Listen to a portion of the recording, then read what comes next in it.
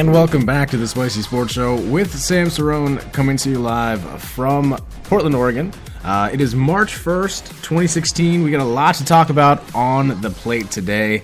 Steph Curry, that's the biggest topic out there, to be honest. I mean, other than ESPN and all the other sports broadcast channels pretty much just talking about it nonstop, we're going to talk about it as well. And how you can properly compare him to MJ. There is a way to do it, but you have to be very careful in how you do it. I'm going to do that. NFL Combine was this weekend. It's still going on. I think the final day is today. Just kind of going over the winners and losers from that. Some who have bumped up their stock and some who really have not so much helped out their stock at all. Update to the Final Four, that's always a huge topic. With March Madness coming around, it's going to be the hottest topic now, considering that we're in March now. The Madness has begun. Conference tournaments are going to be taking place this weekend, and then all the way through the middle of the month when March Madness begins. And finally, my final topic is going to be, am I an East Coast or West Coast guy? I had a conversation with a friend of mine over this. We both have traveling jobs, and we just have seen so much, and we just shared our perspectives. So I'm gonna tell you whether or not I am an East or West Coast guy, especially after living here for I think this is my second year now in a row. Second year living here in Portland area. So we'll talk about that. But of course we do have Tom Crane on the phone via Skype, FaceTime, whatever you want to call it. It's amazing. So Tom, say hi to the pretty people out there.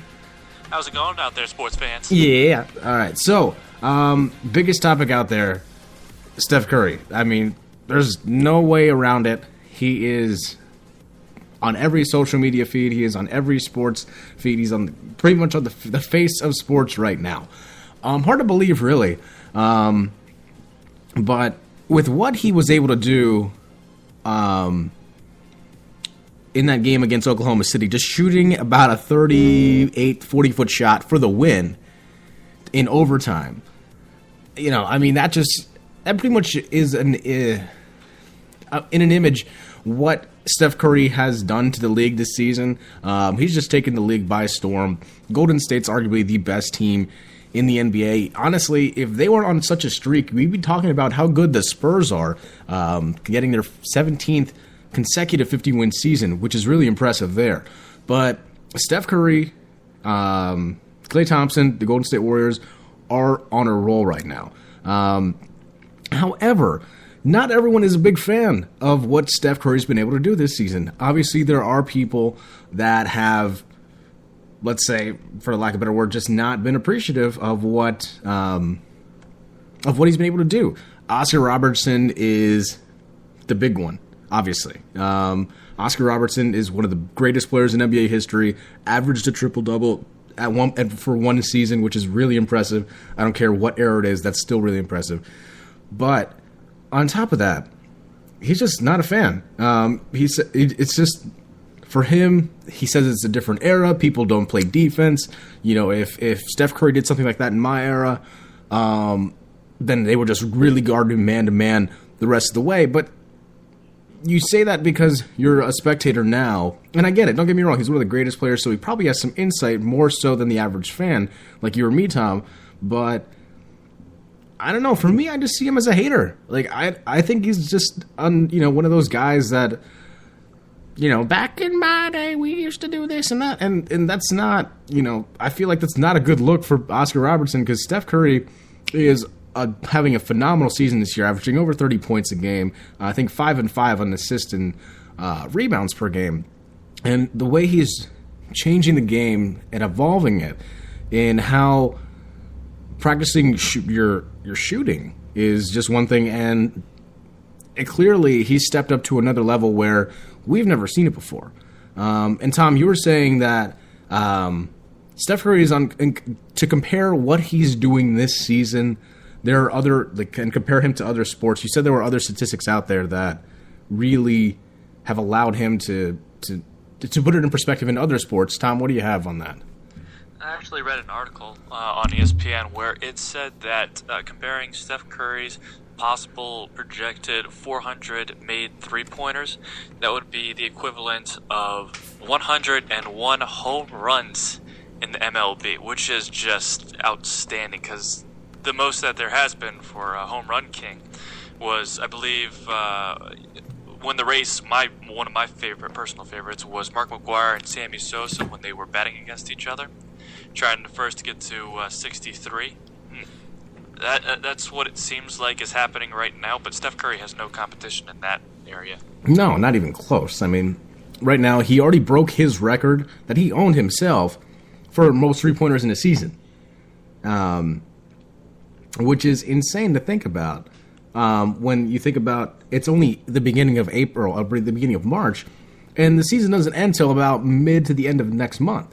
Now,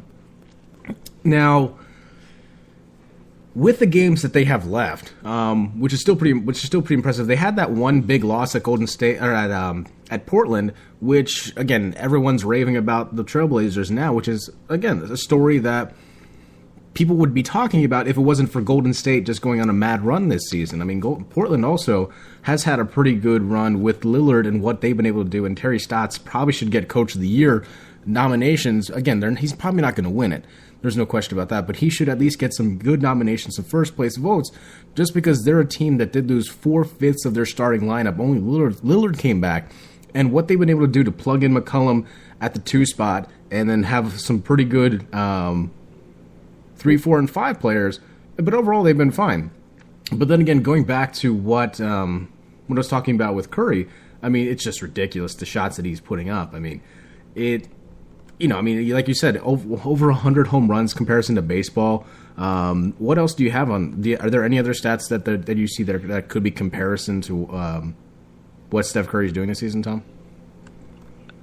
To be honest, this is just an amazing season that he's having. I didn't see any other statistics or something that made my mind blown, but I'm just looking at some of his statistics right now. And it seems like even in wins or losses, he's hitting at least 34 points per game. He's making at least 500 on his shots. And he's rebounding 5 balls a game. It's just unbelievable what he's doing. I'm surprised he doesn't have triple-doubles. I know he must have a couple of double-doubles in the season, but it's a historic season. That's about it.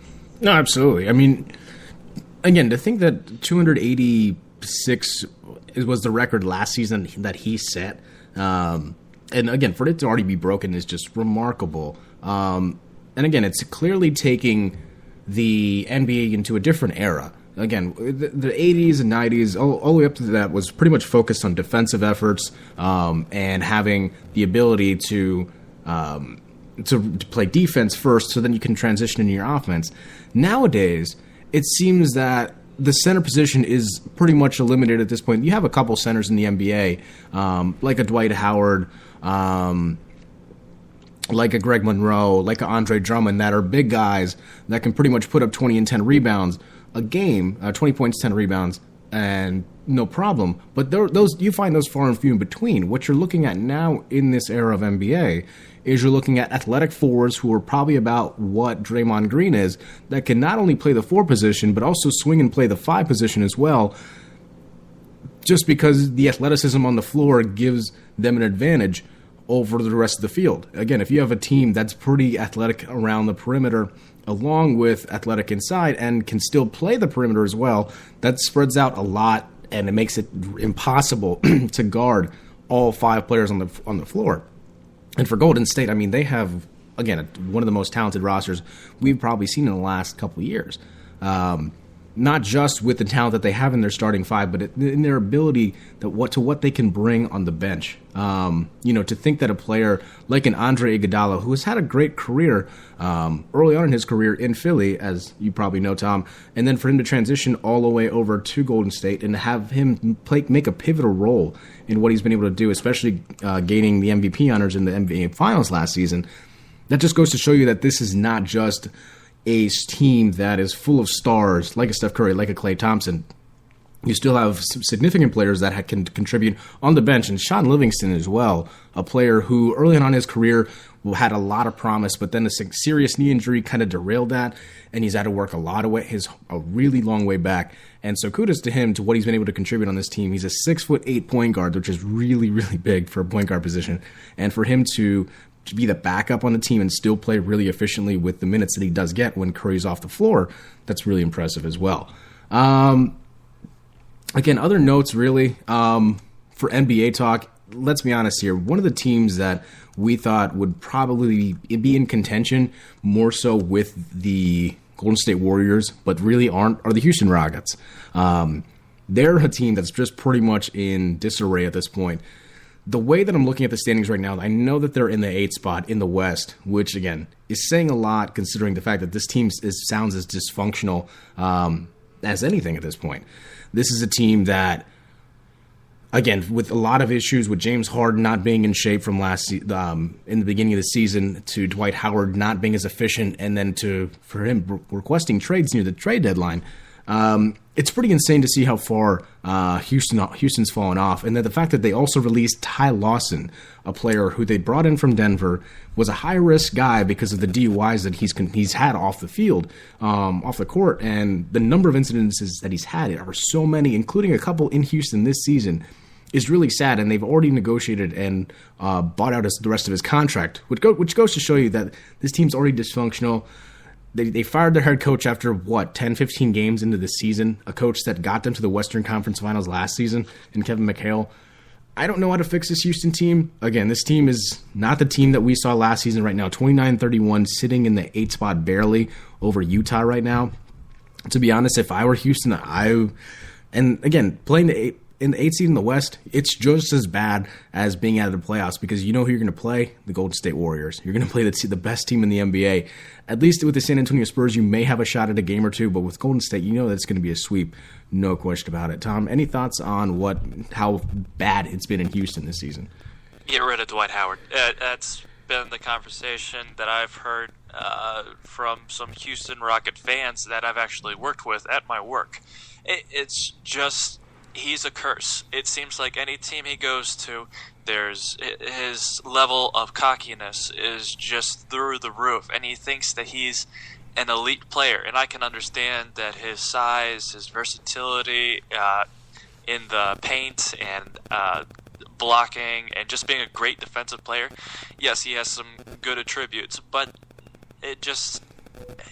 he's like Carmelo Anthony. He can shoot well. He can be a great player, but I don't see him winning a ring, nor do I see him helping a team win a ring. I think people should not build around Dwight Howard. He should be a part of a team that's built around somebody else. Speaking of players that you can't build around, which is again a good question, a good topic of conversation. Again, I didn't give you this in advance, Tom. I'm sorry for not doing that. But if you want to look it up right now, one of the biggest topics over the weekend was Amar'e Stoudemire. Now, Amar'e Stoudemire had played a couple seasons with the Knicks. They weren't as great as what we thought he'd be when he signed a $100 million contract for 6 years a couple years ago. The player that he was in Phoenix was absolutely the perfect piece for him and Steve Nash when they were in Phoenix together. But when he went to New York, it was him, Carmelo Anthony, and that was the show. You would think that front court would be pretty impressive enough to get them at least to the Eastern Conference Finals. However, Carmelo's inconsistencies, as well as what Amar'e was, not the fact that he wasn't healthy at all throughout his career in New York, it was just a big failure, to be honest.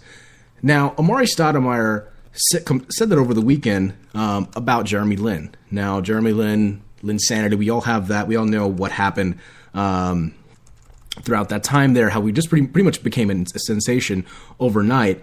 And let's be honest, Amar'e Stoudemire said that some people said that they were not happy with Linsanity.